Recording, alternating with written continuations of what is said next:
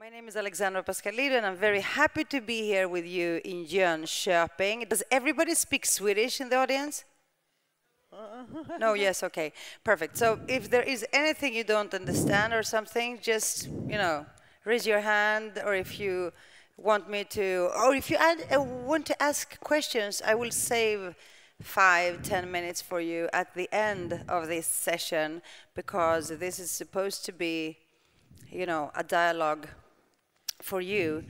And I'm a journalist, and I'm a writer, and I'm a presenter, and I'm currently working on a Me Too book that we just finished yesterday, and it will be out in mid-December. And, things are happening around the globe when it comes to sexual violence, sexual harassment against women, and we're finally breaking the silence and the taboos after thousands and thousands of years. And I'm very honored to have the possibility to interview you. Joy, welcome to Sweden. Thank you, Alexandra. And you come from Nigeria. It's a long trip. And it's so funny because I just asked Joy what her last name means. And it means the king has no enemy. The king has no enemies. And then you say it has to be a queen. Isn't that very poetic? Beautiful, huh? Mm-hmm. So, but I suppose being an activist, being a feminist, you're such a heroic person. You've been fighting for your whole life. And, we are right now in one of the most, in a country where there is like one of the most equal countries, gender equal countries in the world, and your country is totally different. And you have been working on this topic around the world for the UN as a special rapporteur, and you've been working on trafficking and on violence and so on. So before you tell us more about your work and give us examples, and before you talk more about the development, I would like to hear, on a personal note from you, what made you start fighting and start struggling against violence, against sexual violence, and for women's rights, or for human rights? Yeah. Thank you, Alexandra. Thank you, and I'm really happy and excited to be here, and it's been really a very fascinating and most rewarding 2 days that I've been here. And I'm glad to be participating in this, especially given also the moment in history of the world and regard to women's human rights. Like you asked, I became an activist by what happened in my immediate environment. When I was in the high school, I lost my father, and then we were living in Enugu City, and my father was working in a coal corporation. And we had to travel to village, because how it happens is that even if you live in a city and someone dies, you have to bury the person in the village, because everybody comes from any village, and our people, and I'm Igbo speaking, we are very traditional. Even if anybody dies abroad, you have to bring the corpse back home. So we traveled home to the village with my mother, and then I had a sibling, our last born. I come from a family of 6, 4 boys and 2 girls. And then it was, that's my first time of experiencing what we call widowhood practice. And because we weren't living in the village, there were so many things they wanted my mom to do, and I was there. And I kept asking why this, for example, why does she have to sit on the bare floor to mourn? Why does she have to be asked to cry? They wake her up early in the morning, they, let out a shriek, cry, and then they have to do all kinds of things, question you with the corpse, and you have to do certain rituals. And I was just very curious and also furious. At the same time, like, why will she have to go through this? And my mom was crying all the time. And I said, that's when I said, I started asking questions. What if a woman dies and a wife, do husband have to go through the same? They said, no. that this is a tradition. A woman, you have to shave your hair, you have to, mourn for 40 days. So my mom couldn't go back to the city. We couldn't go back to the city for 2 months, again, 2 months plus, because and within the period she fell ill, because the way you have to sit on the bare floor, if you're not used to that, you can fall easily ill. She became hospitalized. So, and it was my first awareness about the situation of women's rights, and that women are different, and culturally what we call harmful traditional practices, and how this is enforced, because then some group of women will come and say, we have to shave your hair, and they will just use razor blade, shave your whole hair. This was a tradition in my part of the world, and if you don't do it, you seem not to be mourning your husband enough, and then you're also accused. For every woman that the husband dies, traditionally you're also accused of killing the man. So accused of killing the your husband. Yeah, so if you have to. So women just persevere. They want to go through that ritual, because otherwise they will be seen not to have mourned their husband, and then it becomes an excuse. In any case, they are disinherited, then it becomes an excuse for other consequences to be visited upon the woman. So it just made me determined then that once I finished high school, I was going to be a lawyer. I said, because I'm going to defend all these women. Women mustn't go through this. And if women have to go through it, then men have to go through this themselves. So it made me determined to pursue a study to read law. And then from that, right from my university days, I became an advocate, student advocate. I was in a student union. And from there, I joined different human rights groups. It was also a time of military regime in my country. I joined the pro-democracy movement. On the one hand, we're also fighting for women's rights. So it was this personal event in my life that really opened my eyes to the situation of women. And then from there, it was just the struggle continued. And it was 1981. So so once you open your eyes, once you see the inequalities, you can't close them. Yeah, I couldn't. And then I just said, and I'm going to be a human rights lawyer so that I can defend people. And I'm glad, because I had the opportunity to realize this dream, and then because and I've, through pro bono cases, represented quite a number of women and children in my country. And then I founded a national organization, Women's Aid Collective, that provide free legal aid to women and girls. And we of course include male children, and we do thousands every year drop by our office. And sometime 2-3 years ago, we started also a specialized services, what we call one-stop center, and we initiated this, call it Tama Sexual Assault Referral Center, and this was basically to deal with the issue of sexual assault, because there is a lot of culture of silence around open sexuality discussion. Women wouldn't want to talk about even ordinary gender-based violence, not to talk of sexual violence, because of the stigma, because of the blaming the victim that comes with it, because of the emphasis on motherhood or virginity or, and marriage. So people want to be able to get married, and they don't want to be seen as a spoiled good, so nobody wants to talk about this.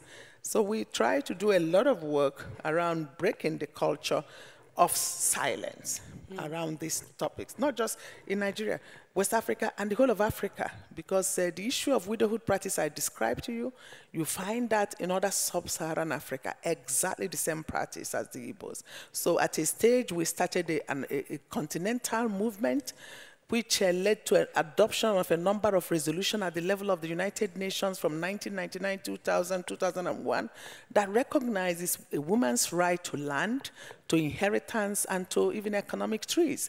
And from there also, we try to ensure that then Commission on Human Rights recognize that widowhood, harmful widowhood rights constitute violence against women. And then also we got then UN Special Rapporteur to work on these issues and to look at the linkages of women's low status, and economy exactly. of it, and it's then like economic violence. social status and economic violence. It's also a way of punishing women, of course. Exactly. But I'm thinking, you mentioned this this magic word, pro bono. You've been working so hard during your life, pro bono, without any payment, like a volunteer and so on. And I know that many people here, many change makers, and many people, burning, passionate about making this world a better place, work for free. Yeah. It's so interesting that the money goes to those people that don't want to make the world better, and the others doing the real job never get paid, especially if you work with like human rights, women's rights, and so on. But I'm thinking of when you open your eyes to these deep-rooted structural inequalities at the early age, and how were you treated? What was the response from your surrounding? Yeah. It wasn't easy at the beginning, but we are talking now of over 2 decades of sustained work and efforts, not just myself alone, but with others who are now working. At the beginning, they see us as some bunch of, misfit women, or these are non-conformists, these are the women that shouldn't be good examples. But all of these views are, of course, changing, because now you see some who have daughters and who will say, oh, you're a professor of law. We would like you to mentor our daughter. We want her to be somebody, So people are becoming to believe in girls. But at the beginning, even when I got married, people were like asking me, how do you marry that one? How are you going to cope with her? Do you think so it's not, they ask all kinds of questions, and they're just wishing your marriage will fail the next minute, because they never even believe you're going to be a good wife or a good mother. But you see, it's just, it takes a lot even on us, because you have to really doubly prove yourself in your environment. You don't want to alienate everybody, so you want to be culturally sensitive as long as it is possible, because there are issues like when you look at female genital mutilation or female circumcision, other harmful traditional practices, early marriage, child betrothal. We have to talk about these things, and we educate people on why it is wrong. But our strategy may differ. Sometimes we look at it outside Western, maybe metaphysical framework. For example, if you want to talk to a person about female genital mutilation, I don't just argue that a woman has a right to reproductive self-determination or to right to her bodily integrity, because they may not be able to appreciate that argument. But when you tell them, for example, if you're trying to circumcise this girl, she might die, and even in childbirth, it's going to be very difficult for her. She might get chloride, she may get infected, she can have HIV/AIDS from it. It makes sense. It resonates with them. They say, oh, is that true? And then the awareness comes in, and then they will say, okay, I won't do it again if this is going to cause this. But for some, then for those who are aware, then you get to a level, you conscientize people to the level they motivate others. But at the beginning, if you always, we use right-based approach because we litigate cases as well.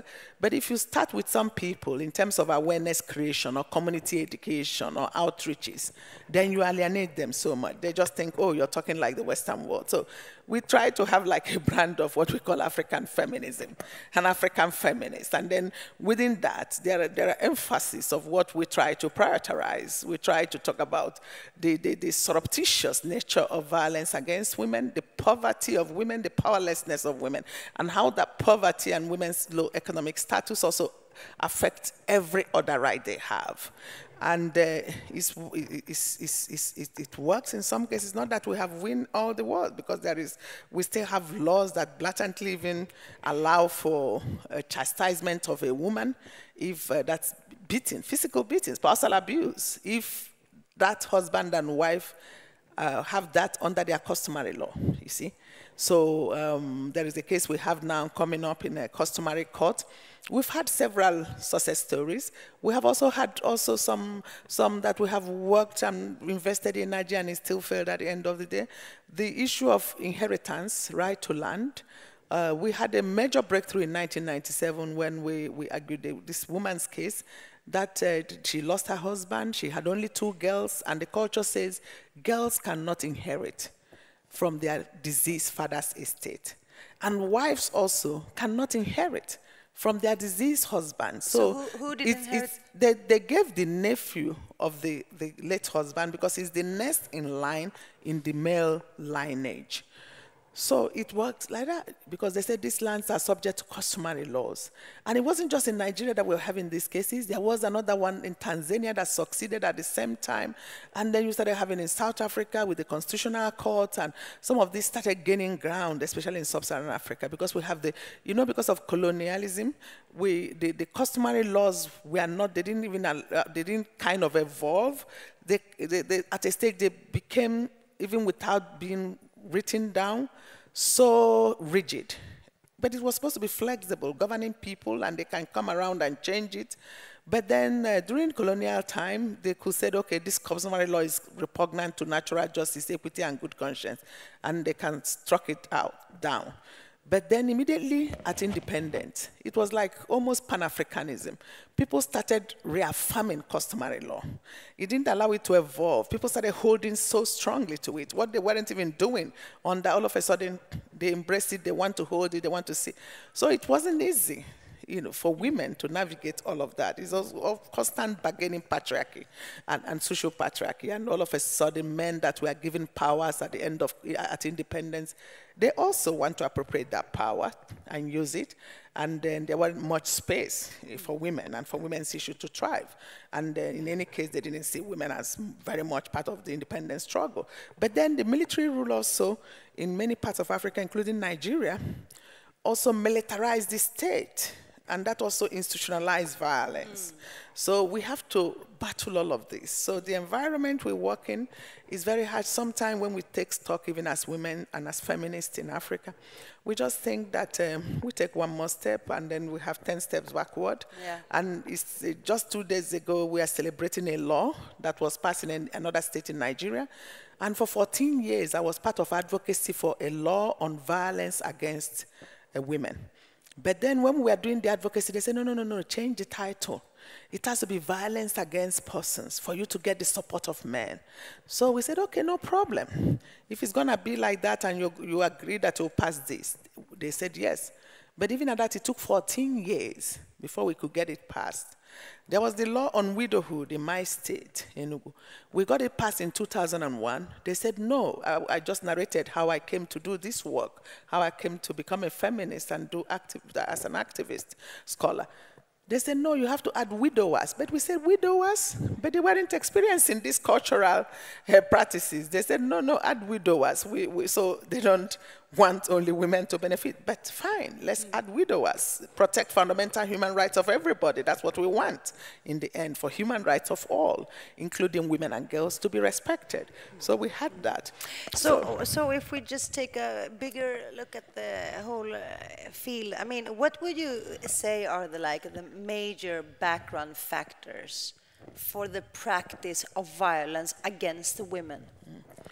No, because there are two schools of thought. Some will tell you that in a very traditional society, there are certain violence against women that weren't prevalent.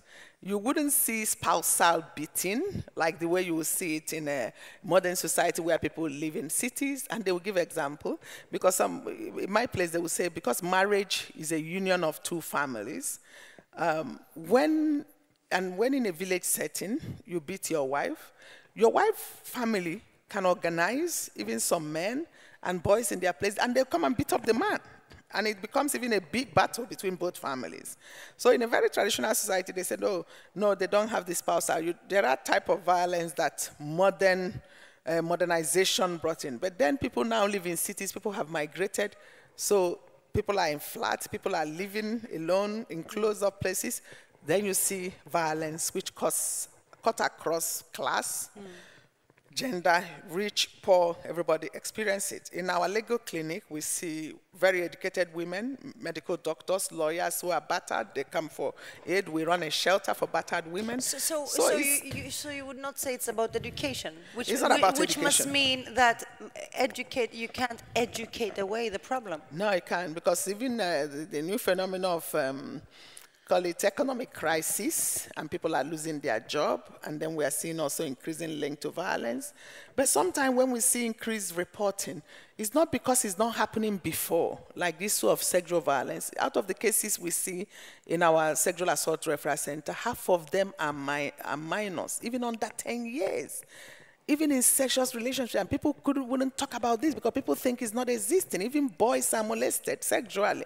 But the truth is that because of awareness we are creating, because we are trying to get people to break the culture of silence, now people are speaking out, and then it will appear that you're getting more and more cases. No, this has always been around, but people talk about it in hushed tones. People don't want to discuss it. People don't.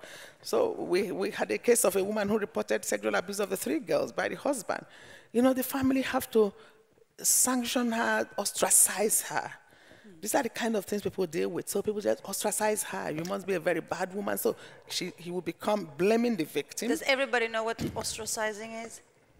It's a great Greek word, but a terrible phenomenon where you like isolate or throw out the woman. They couldn't even buy, for some of them, that's why also some women want to perform this ritual, even for female genital mutilation, or they want to go through it because they want to benefit from the community. Even the widowhood practices, because if they ostracize you, you may not even be able to buy from the immediate market, okay?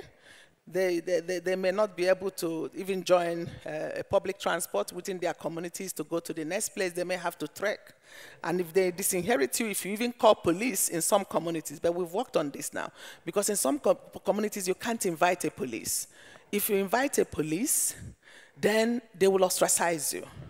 So you see the problem, and at times when you take a matter to the police on domestic violence, they will say, this is a domestic issue. No, you shouldn't come here. So they trivialize it. So where do people turn to? And then also even in cases of rape. So they trivialize this matter, and they settle, the police settle serious criminal offense out of, they will not even prosecute it. They will just tell you, go and settle, it's a family matter. Oh, he's raped, he has begged, you know, you people should settle out of court. So it's now with awareness and with the police training and with building capacity and with some international organizations supporting that we say you can't settle rape cases out of court like that without, you can't intimidate that woman to drop her case on this. And the community is wrong to say you can't invite a police. And some of them said, no, the chiefs in the community will intervene. By the way, I'm a chief, and it was a big deal to become a chief, and now I'm a high chief, and I have like 5 titles. So chief of 5 nations. At the beginning, a woman couldn't be a chief in my place. So now I'm a chief. You sit in cabinet because it means a lot. So then you can participate. Are there more women being chiefs? No, not really. Not at all. Because no, not at all. How many chiefs are you? They are not many, because really it's still maybe less than 5% or 3%. So, but you know, what it enables you to do is to be able to, because they decide and mediate in a number of community cases.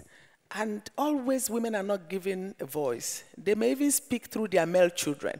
In some cases, even your son will have a seat on a table in a matter involving you, and then you, as an adult woman who gave birth to that son, will not be able to sit on that same table. So the women become the voice. Like, women are to be seen, not heard. And we said, no, this is fundamentally an injustice. And so you find educated women who are challenging it. You also find even those who are not so educated who are challenging it. But you also find even educated women who want to just, okay, it is part of the culture. A man is the head of the family. I will accept that. But the annoying thing is how that pans out, even in the political sphere, that today women occupy less than 7% elective position in a country as huge as Nigeria, with a lot of women, educated, intellectual, successful entrepreneurs who are in diverse professions, because all these things have to do with the cultural, the social patriarchy, and how the dichotomy between the public space and private sphere, and how they see women's reproductive role, and then being more in the private sphere, and that affects the public life of a woman. So if one of the background factors, or one of the main, is the male patriarchy culture around the world, and is it possible to break that? It's like a hegemony, you know, is it possible to... Yeah, it is. And you see, there were some things we gained at independence because we were colonized by Britain. And at the time of independence, Britain already, women have struggled for franchise. So they were already enfranchised, so we took advantage of it. So at independence, women got right to vote. We didn't have to struggle for that. But also, not all Nigerian women got that right. You know, women in northern Nigeria didn't get that right until 20-something years after. Because the men elected that they don't want their women in northern Nigeria, which were predominantly Muslim, to get a right to vote at independence. And the southern Nigerian women got that right at independence. There were also some other laws, like when the Married Women Property Act of English law was enacted to enable women to own property as a firm soul, you know, just on their own. That also was part of received English law in Nigeria. So it was already applicable. So for some women married under the act, because we have this, and this is also representative of the whole of most of the African countries, especially sub-Saharan Africa. We have 3 types of marriage. Marriages recognized under the law.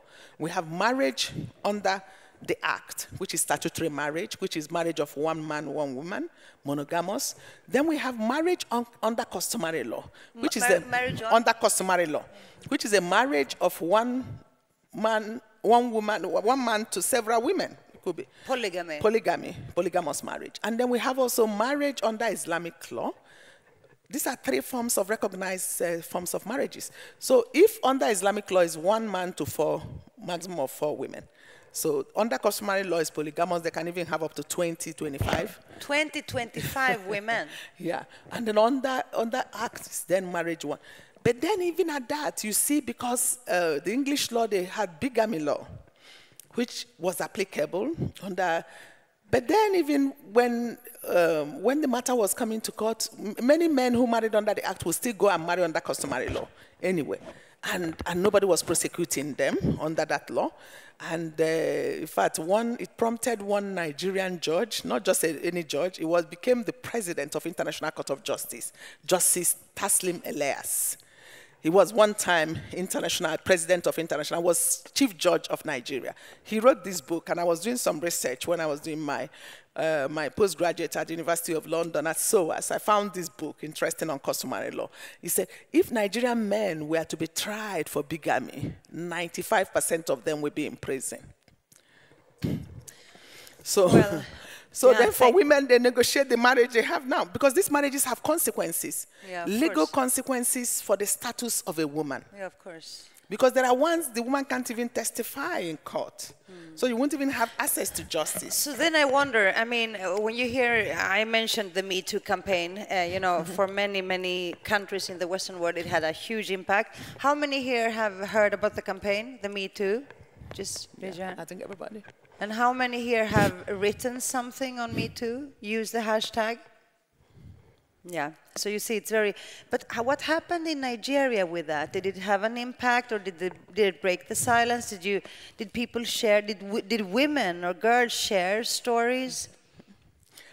No, not yet. It's not catching on, you know, and then you won't be surprised it's not catching on because of the part of the world we come from. We know how we even got to this stage. I work on sexual harassment, for example, and then I work with certain government institutions to have a policy, even for universities, because I get a lot of complaints from students on sexual harassment, to even have a policy in higher institutions to protect girls in educational institutions. And it's been so difficult. We don't even have a law on sexual harassment. You don't even have a law on sexual harassment. Exactly. So then even the rape laws are just being changed. I told you about the Violence Against Women Prohibition Act that was just passed in 2015. Even at that, it didn't have sexual harassment. Then we had criminal laws that have rape. And then the rape was so gender-specific that it didn't even expand to include other forms. And it was difficult to convict people on that. It's not catching on because of the culture of silence. And we have to make, that's why we're making it, you know, the 25th of November is the United Nations Day on elimination of violence against women. And then we have the 16 days of activism from November 25th to December 10.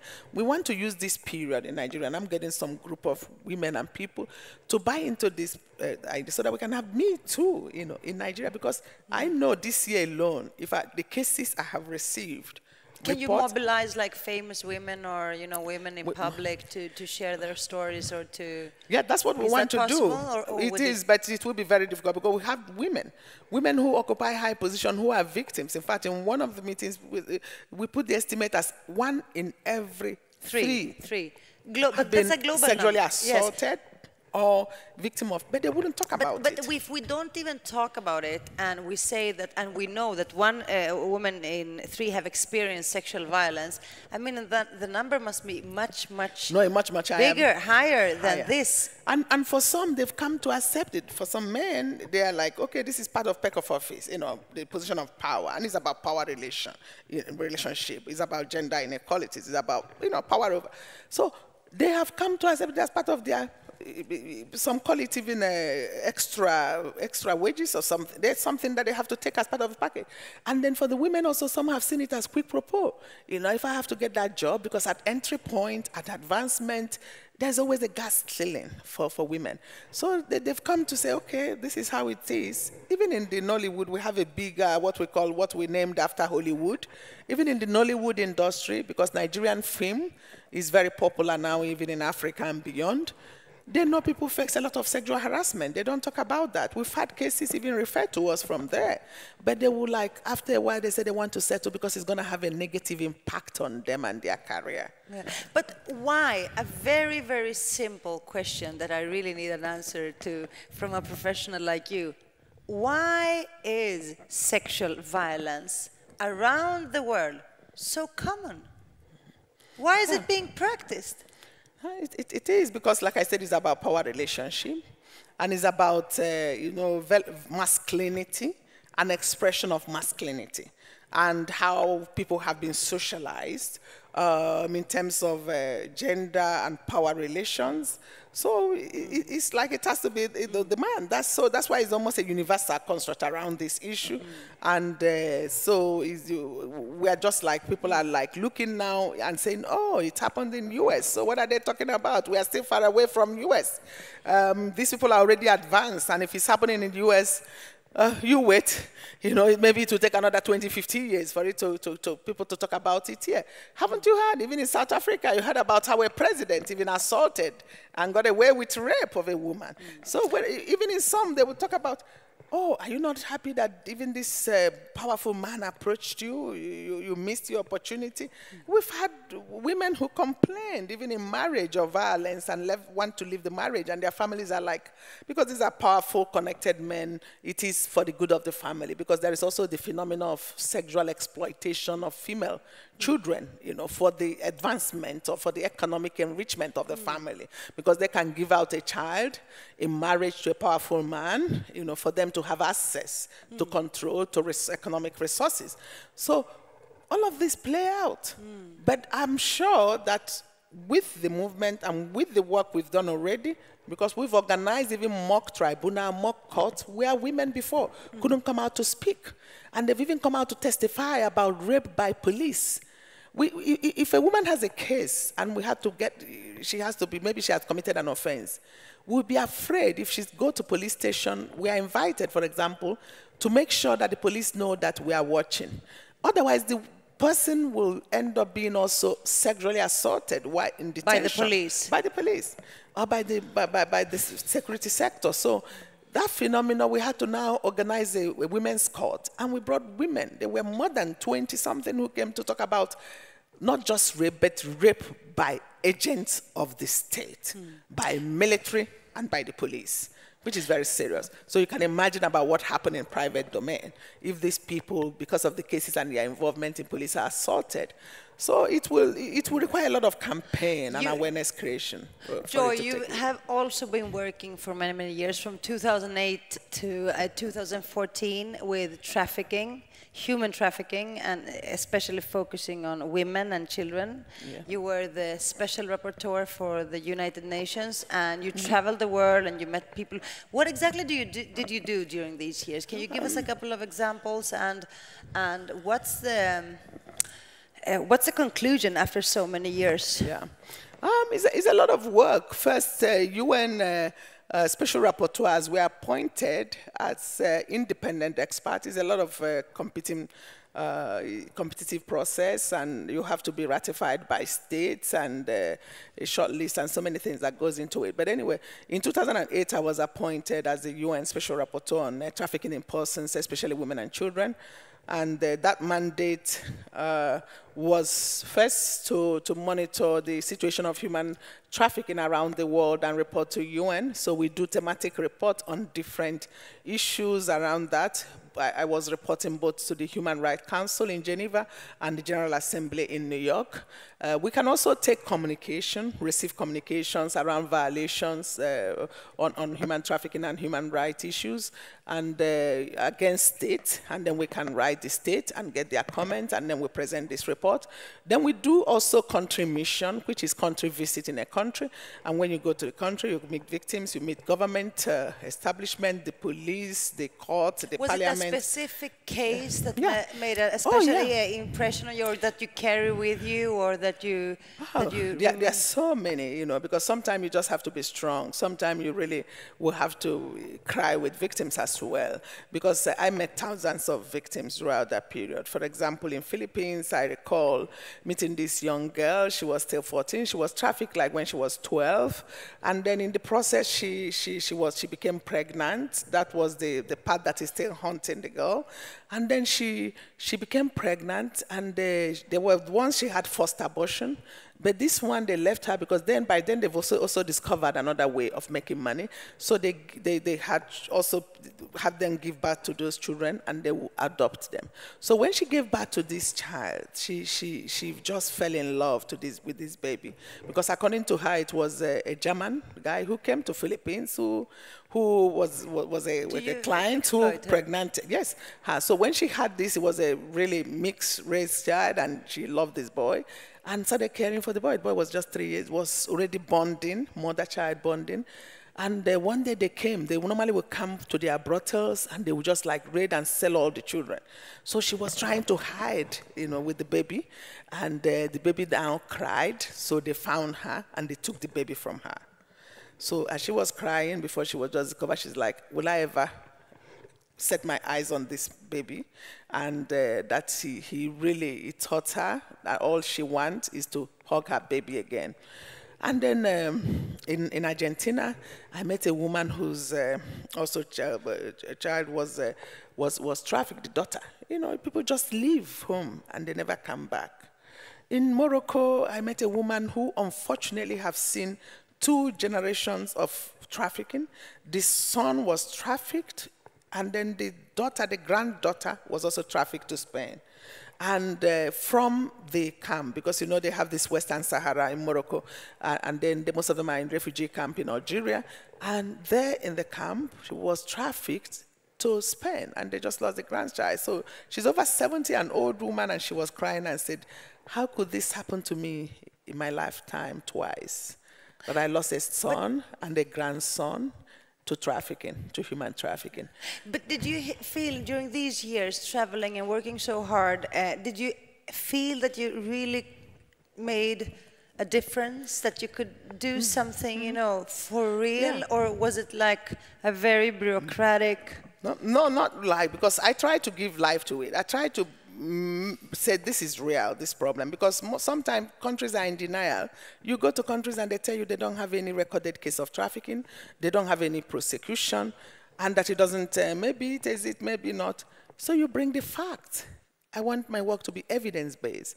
This is this, and this person is this. What can you do to help these victims? So to give voice to the voiceless, because there are things, victims need effective remedy. Sometimes they need shelter, they need social support, they need counseling. Sometimes it's language, they can't even communicate. In Japan, I met a lot of, you know, women in Nagoya region, you know, it was like province, a lot from Thailand, from South Korea, Chinese who were trafficked. And sometimes all they need language to understand, this is this. And some of them were brought with visas, entertainment visa, and they were forced into the sex industry, and then they were rounded up and detained, and from there. So it's about the government changing attitude. Then you tell government, look, this visa, you people know that this is used as a conduit for trafficking women. So then you have to check this. And so you get new laws from the recommendation, because we make real concrete recommendation, and then they are before United Nations, so it's a public document. Then the states, you engage in dialogue with the states, with the foreign ministry, and some have seen a lot of changes in their law because of that.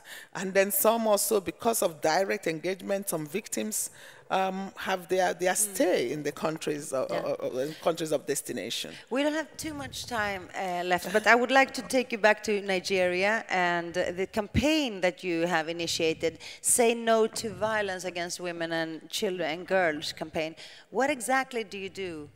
Yeah, the part of it is just to get people to stand up and first to recognize that violence exists in our communities, that this is not just a notion that is happening somewhere else. It's not happening in my environment. For them to understand what are the forms of violence in our place. Because I say no to violence. We'll tell them early child marriage is violence, widowhood practice is violence, female circumcision is violence against women, lack of educational opportunities, because if you withdraw that girl from school to marry her off, is also part of the issue of sexual harassment, sexual violence, wife battery. So they understand the forms and the context and contextuals in which this happens. And they also say, okay, we want men to unite against violence. We're able to get the media to also support that. And we want people to speak out. But then we have to think of services that will give them. Because if you say no, and people say, okay, I know, now this person is a victim, what can we do? You say, okay, we have a legal clinic where you can bring them. We have hospitals that are volunteering to be able to help in treatment of victims and survivors of violence. So it's these types of services. And then it helped us to mobilize to be able to achieve certain laws. We're able to get quite a number of laws to prohibit female genital mutilation, for example, to prohibit harmful widowhood practices, and in some places, especially in northern Nigeria, to prohibit withdrawal of girls from school for the purposes of marriage and forced marriages. So it's, like I said, it's still a long way, because we've made some progress. It's not as fast as we want to see. The campaign is not ended. We are focusing a lot on sexual violence these days, but then we continue to provide the services to people. And then we took the campaign beyond even Nigeria to mobilize other people, from West African region, and to come before the African Commission to make sure that this becomes an issue that they will look into. And from that, they appointed a special rapporteur on women within the African Commission on Human Rights, which is the part of the African Union. And now we have a law that we're advocating to become a national law, because we still don't have a national law that prohibit gender-based violence, sexual and gender-based violence across Nigeria. It depends on the state, and very few states have the laws still. So it's a campaign that will continue to go on. I know, Joy, that you could talk about this for hours, and unfortunately we don't have that time. And I have two final questions for you, and that is, how can we work on, because this is mainly a male problem. It's a problem of masculinity. So I wonder, how can we change attitudes and behavior? Yeah. What do you think? And also, if you can see any positive trends. Yeah. On the issue of whether it's a male problem, I just want to say this. Sometimes women are used as custodian of the culture, and they perpetrate the same violence, even against their own gender. And it happens also in our environment. Because the widowhood practices I mentioned about, the female genital mutilation, they are mostly done by women. I hope you know that. So it happens. But then also as part of maintaining the patriarchy, as custodians of culture, men give them that. So that women also support. Yeah, but isn't that some kind of internalizing? That is correct. Yeah. And socialization. Yeah. Then, yes, now we have men who are speaking out, and we need more men to speak out against this, and we're mobilizing them, because we realize that we have to work together with men who are sensitive to the issue, men who want to do feminism, men who want to see an end to abuse of human rights of women, and we are getting some support slowly, not all, because we still have traditionalists, a lot of men who want the status quo to be. So you have to convince them we are still in that process, and it's a work in progress. The issue of hope, I think I say hope. If I'm not positive, it's enthusiasm that drives the world. I do this work with a lot of passion. I've committed my life, and I often tell my children, I say, you've donated your mom to charity. But I'm seeing changes. I'm seeing changes. They are coming slowly.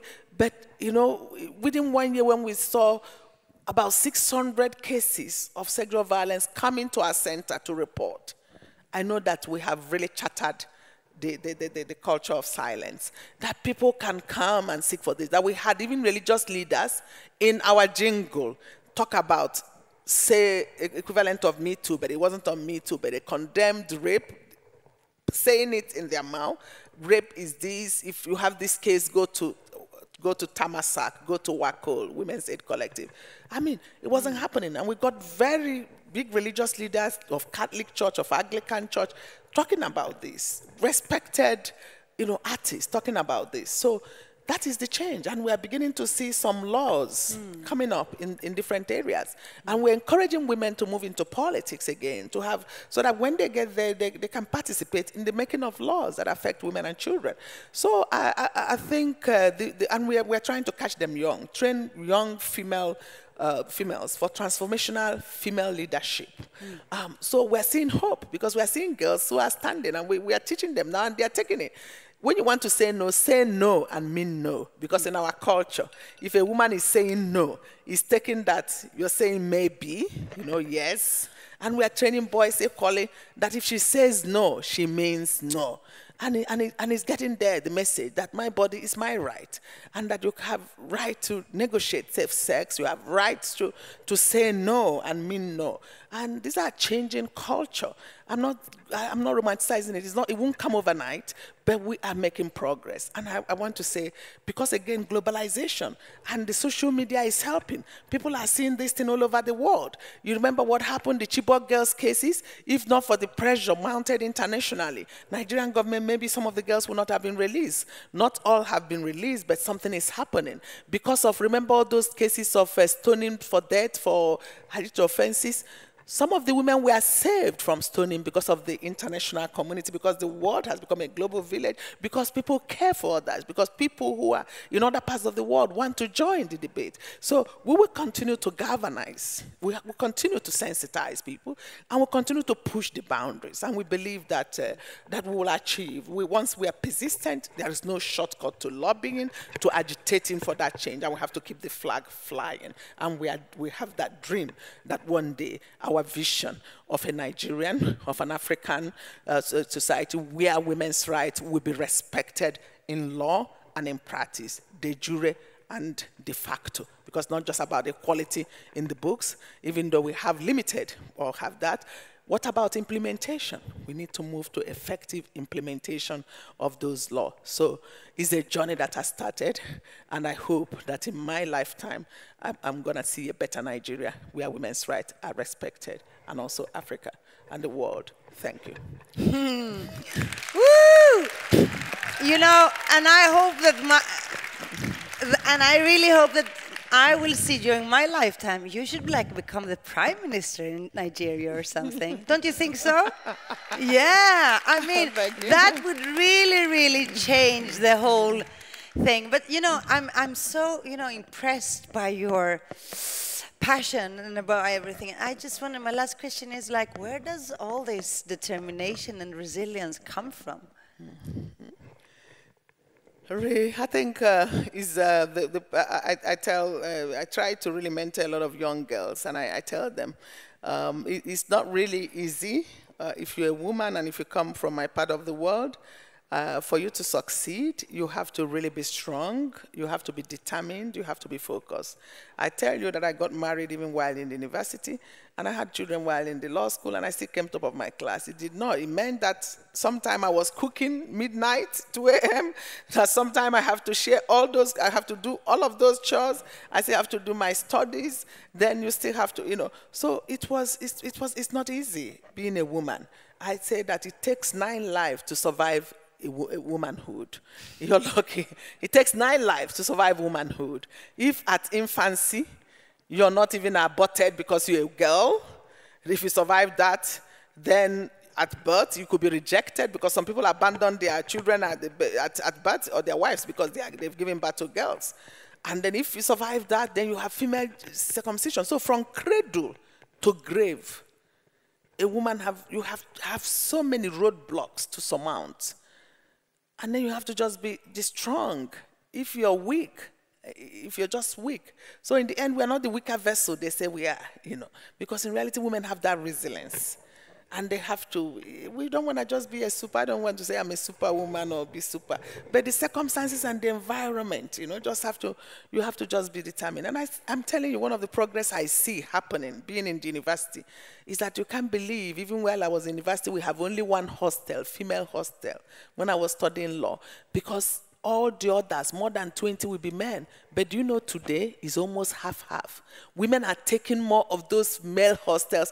Half of the male hostels have been converted to female hostels. So you see increased female enrollment, even in higher education, and then in different diverse professions. So women are coming up. We are making this progress. And I hope education is the key to empowerment. And that is going to be the change that we see. If I'm not empowered, if I didn't read law, for example, and people know, oh, she can take action, and then I'll take, and I'm going to court, it's not a problem for me.